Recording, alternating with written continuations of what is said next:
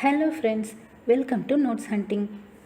I am going to explain the topic asymptotic notations from the subject Design and Analysis of Algorithms. When it comes to analyzing the complexity of any algorithm in terms of time and space, we can never provide an exact number to define the time required and the space required by the algorithm. Instead, we express it using some standard notations known as asymptotic notations. Asymptotic notations are languages that allow us to analyze an algorithm's running time by identifying its behavior as the input size for the algorithm increases. This is also known as algorithm's growth rate. They are mathematical tools to represent the time complexity of algorithms for asymptotic analysis. The main idea of asymptotic analysis is to have a measure of the efficiency of algorithms that don't depend on machine specific constants and doesn't require algorithms to be implemented and time taken by programs to be compared. Usually, we use three types of asymptotic notations to represent the growth of any algorithm as input increases.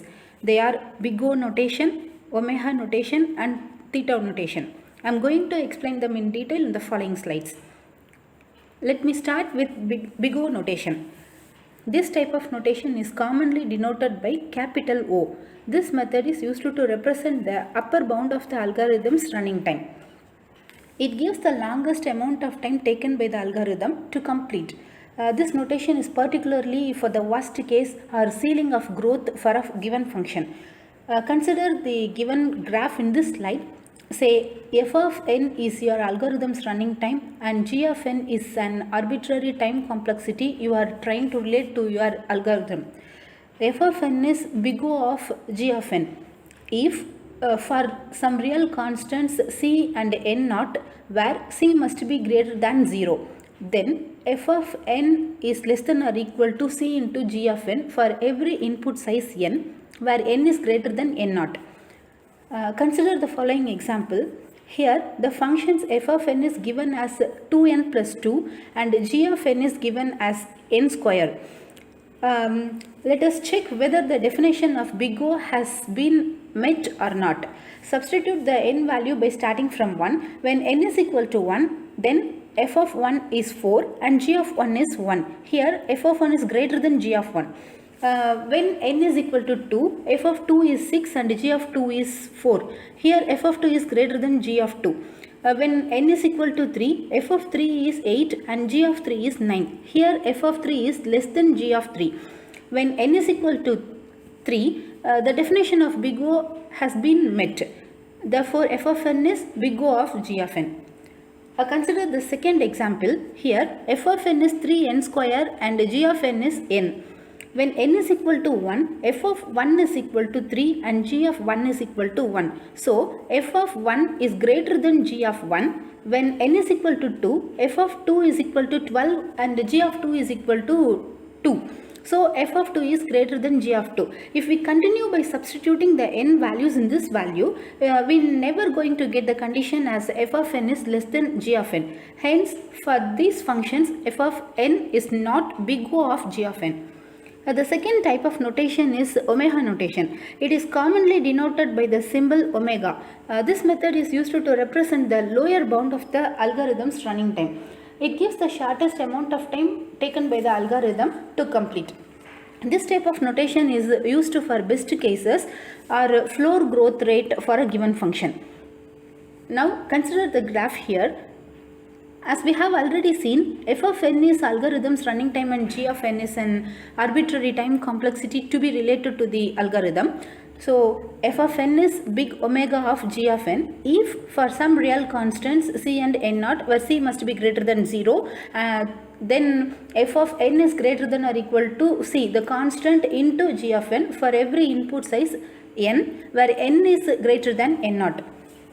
I have taken f of n is equal to 2n square plus 5 and g of n is equal to 7n as two functions. By substituting n values from 1, we get f of n is equal to g of n when n is equal to 1 and 2, and when n is equal to 3, f of n is greater than or equal to g of n. Here, the definition of omega notation has been met. Therefore, f of n is omega of g of n. The third type is theta notation. It is usually denoted by the symbol theta. It represents the tight bound of algorithm's running time. That is, it is used for average cases where the running time is between the upper and lower bounds. In this graph, we can see that there are two real constants such as C1 and C2 given here for the function g of n. The given definition means that if f of n is theta of g of n, then the value f of n is always between c1 into g of n and c2 into g of n for large values of n. This notation bounds a function from above and below, so it defines exact asymptotic behavior.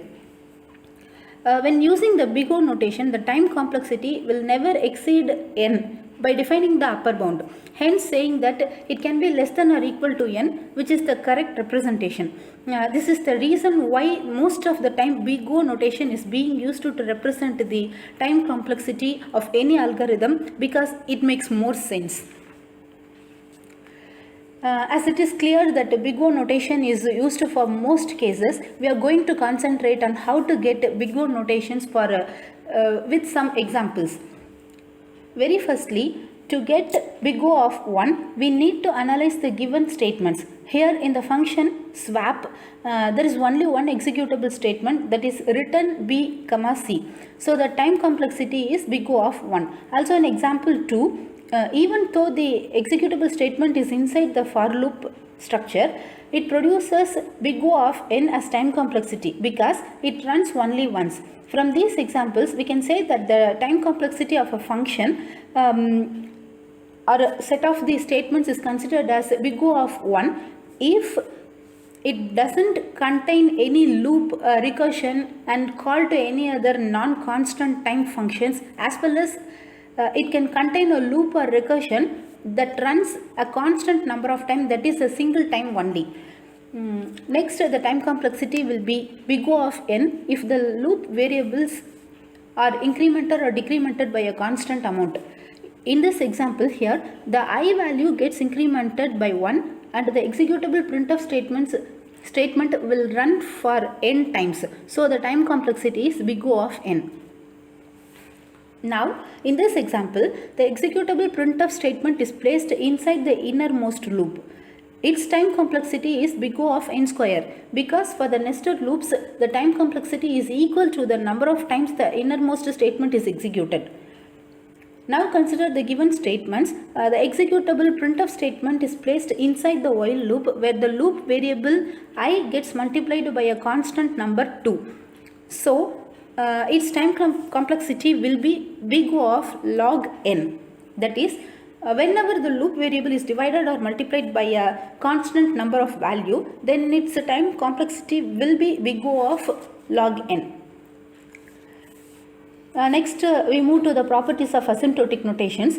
If f of n is big O of g of n, then f of n multiplied with a constant value will also be big O of g of n. The second property is transitive. That is, if f of n is big O of g of n and g of n is big O of h of n, then f of n must be equal to big O of h of n.